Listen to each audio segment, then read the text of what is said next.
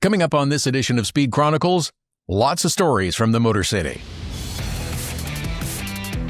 SIG Media presents Speed Chronicles with Todd Lewis, powered by Rev TV. Thanks for coming back and checking out this week's edition of Speed Chronicles. We do it every Wednesday. You'll find it on your favorite podcast platform. Of course, you'll find it on the Rev TV YouTube channel as well. Check it out on the socials. Please like and share and hit that subscribe button, please. Lots of stories to get into, plus what's coming up this weekend and a special event that's coming up at Saratoga Speedway. Cole Sorenson from Saratoga Speedway will join me in just a little bit. Okay, so IndyCar, back in action, downtown Detroit. The race in Detroit, it's an extremely well-run event. I'm fortunate enough that I've been able to work that a number of years for some PA duty. I was invited back again this year. Super good time. Really enjoy it. Great people to hang out with. Shout out to all of the volunteers that participate there as well. Second to none. Everyone's got a great attitude. Everyone has a smile. They say hello, have a great day, good to see you, and they're just a pleasure to interact with. That goes a long way in helping to make events successful. The race, well, it was as you see on many street circuits. It was hard fought. There are tight quarters with concrete surrounding you. Some contact, car to car, some car to wall contact as well. Happens typically on most street circuits. Yes, Detroit is the shortest, tightest track on the IndyCar schedule, but you can pass, as drivers have demonstrated for 4 years now. Does get a little testy at times. Saw it in IMSA, saw it in Indy Next, saw it in IndyCar. Drivers have short temper sometimes. That's the way it goes. Alex Palou, well, ran well. Things fell his way once again. Usually he runs long and the pit stop cycle works. This time he stopped early. The pit stop cycle worked there as well. 4th win of the year. Well, Alex Palou scored 3 consecutive poles as well. The dude is awesome and he's a super nice guy. Joseph Newgarden, I think he was more hurt than everybody knew about and that he led on until we got to Detroit. This week's oval should be easier for Joseph Newgarden to handle. Willpower, very frustrated. He wants so much to have success for his new team and to prove that, yes, you took a chance on me. I stepped up with you. You made the right choice. You made the right decision. He really, really wanted to win in Detroit too, I think. Roger's hometown. Yeah, I think he really, really wanted to win. Had a very good car as well, but wound up getting bumped out of the way by Scotty Mack. No wonder he cursed at the camera that was pointed at him. One other item from this race. Another hybrid failure. Scott Dixon had no problem speaking up about it as well because it's happened to him more than once. The manufacturers want hybrids in the series, so IndyCar had to oblige. They've got kind of a Band-Aid solution right now. It's going to stay that way until the new engine formula comes out, whenever that happens to be. So let's hope that they start making them more reliable. I think we're at the point in the season, too, that we're going to start hearing rumblings of potential driver moves for 2027. There's lots of contracts ending this year. There's some drivers that are not performing up to expectations, and expect some major rumor mongering to happen as we move forward in towards the second half of the season. There's also the discussion point of whether or not to give IndyCar teams the week off after the Indianapolis 500. It's valid. It is the most intense 3 weeks on the schedule. You have the Grand Prix, you have qualifying for the 500, then you have the 500 itself. A respite for teams after that stretch, it would definitely be welcome, would serve them well.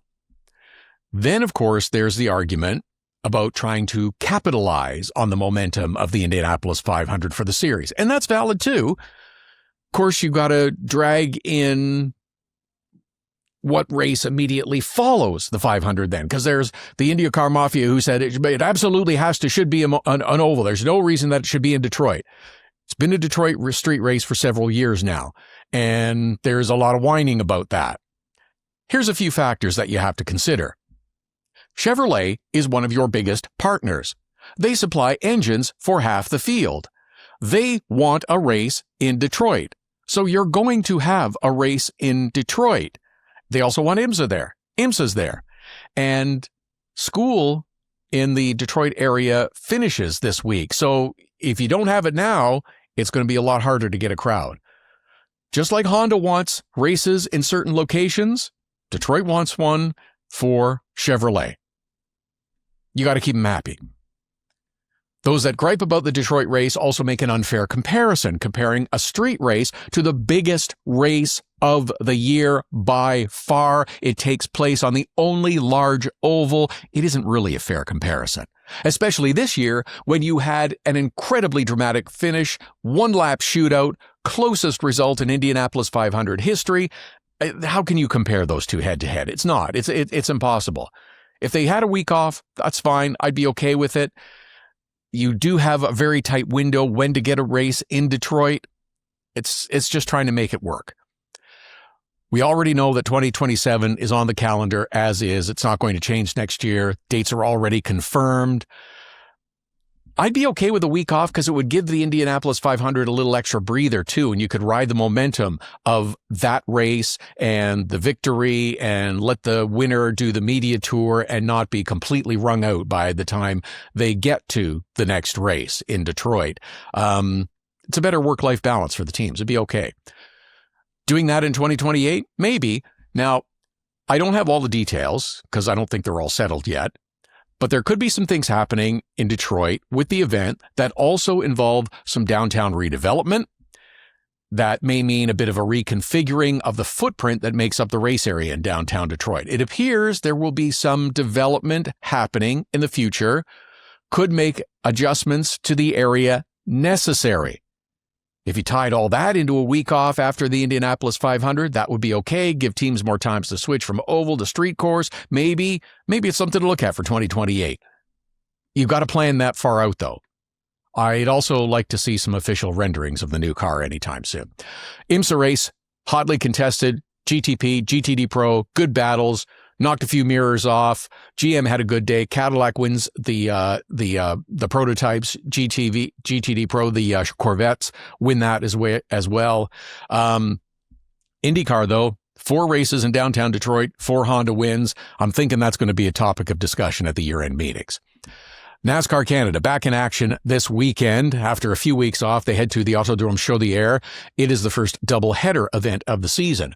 Now, when I say doubleheader, what they have done at Chaudière and a few other tracks is take the longer race that had been run there previously and cut it in half to make 2 shorter races. Same number of laps, 250 to 125 lap races now. Gets the count up to 14 for a year and kind of wipes out the mid-race break pit stop thing.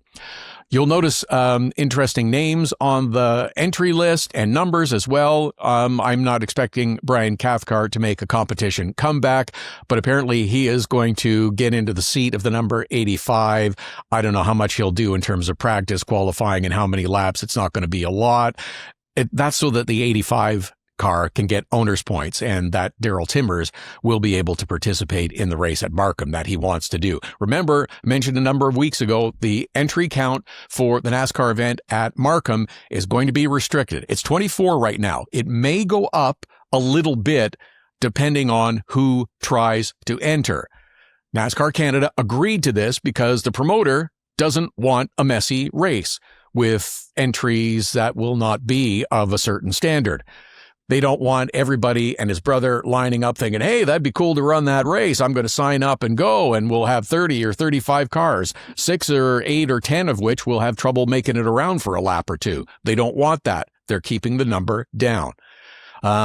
We'll also get an opportunity at this second event to see if it's run a little smoother than the initial one at CTMP in terms of officiating. I heard from several sources that it was also described by them as well as me as kind of messy. I hope it goes better this year. Now, coming up on June the 13th, there is a big late model race that is happening at Saratoga Speedway. It's out on Vancouver Island. Looking forward to working this one, being part of the TV crew and coverage there. It is a whole weekend full of activities. Some great names have signed on to participate. And Cole Sorenson from Saratoga Speedway is here to give us a few updates. Cole, great to have you here. Looking forward to seeing you next week. Give us a quick overview of what's happening as you're getting ready for the Kennedy Classic at Saratoga. Yeah, it's going to be a busy few days here, the next few days leading into the next few weeks at Saratoga Speedway and with Speedway Motor Sports Management. Kennedy Classic, things have come together here from just an idea at this time last year into a fully executed race that's going to see the first ever stop for the Northwest Super Late Models in Canada for their series, and is also going to be televised live on Rev, which is huge to have cross Canada content for the province of BC, and it's the first time we've seen a live race from BC in the last 3 or 4 years, which is super exciting for us to have coverage on the West Coast and to have it be on Rev TV, Canada's Motorsports Network. And yes, you'll be busy getting all of the paperwork done for all the entries that are starting to come in as well. Should be a pretty good field. Yeah, it's looking like a very solid field. You know, we're in the mid-teens, mid to high teens is kind of what we're looking at car count wise, which at Saratoga Speedway, it's a little boring. So once you start getting into that 20 plus car territory, it kind of gets almost more than the track can handle. And with it being the first ever super late model race, we're very happy being that we're on an island in Canada to have a solid number of cars for the first time out in a class that really in the province of BC, you know, only a few guys have super late models, but pretty much every single super late model in the province is going to be there that weekend, as well as some out of province competitors, some racers that are regulars with the series from the US coming up with the Northwest Super Late Model Series. So we just released some of the entries, and we'll be releasing them throughout the week. So the Northern Provincial Pipelines fleet obviously going to be well represented in this race, being Dwight Kennedy's namesake race, and kind of something that really he's put a lot of effort in. Daryl Midgley, Brandon Carlson, who are two very well-known names on the West Coast, are going to be in action in Northern Provincial Pipelines cars. They've also added a third car for Jason Frost, who's another regular racer here on Vancouver Island to compete with. So it'll be a stacked Dodge field, which is unique as well, and two brand new Jefferson race car Port City Phase 2 chassis for Brandon and Daryl, who are definitely going to be going for the win in the Kennedy Classic for the Boss's race and their car owners race.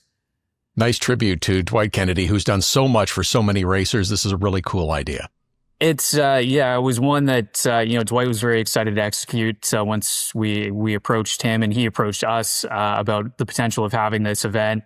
And someone who's kind of snuck a little bit under the radar in Canadian motorsports with all that he's been able to accomplish as a competitor, a team owner, sponsor, from everything, that we've mentioned from the NASCAR Cup Series with DJ Kennington a few times. Getting DJ there. There was a full program back when it was the Nationwide Series, now the NASCAR O'Reilly Series, and numerous other events, series, Northern Provincial Pipelines Dirt Late Model Series at one time that Dwight has been a part of. So to give him a Dedication to Motorsports Award last year and now have that turn into a full race weekend at Saratoga has been very cool to see. June 12th, June 13th, check out the website, follow the socials. Cole will be posting many more announcements. Looking forward to getting out there and joining you, Cole. Thanks for this. Awesome. Thanks, Todd. We're looking forward to having you, and hope that everybody tunes in on June 13th for the Kennedy Classic 150 at Saratoga Speedway. So that'll wrap up this week's edition of Speed Chronicles. It's a big weekend coming up. Formula One is headed to Monaco, the Monaco Grand Prix. I know it is a couple of weeks later. I'm interested to see what the feel and the vibe is with all of that. IndyCar, St. Louis, back on the oval. NASCAR's at Michigan. IMSA's doing Mid-Ohio. Not the WeatherTech series, but Michelin Pilot, which is great. MX5 Cup there is there as well. So always enjoy the MX5 Cup cars. Have a great weekend racing. Thanks for checking out this edition of Speed Chronicles. Remember, hit the like and subscribe button. We'll do it again next Wednesday.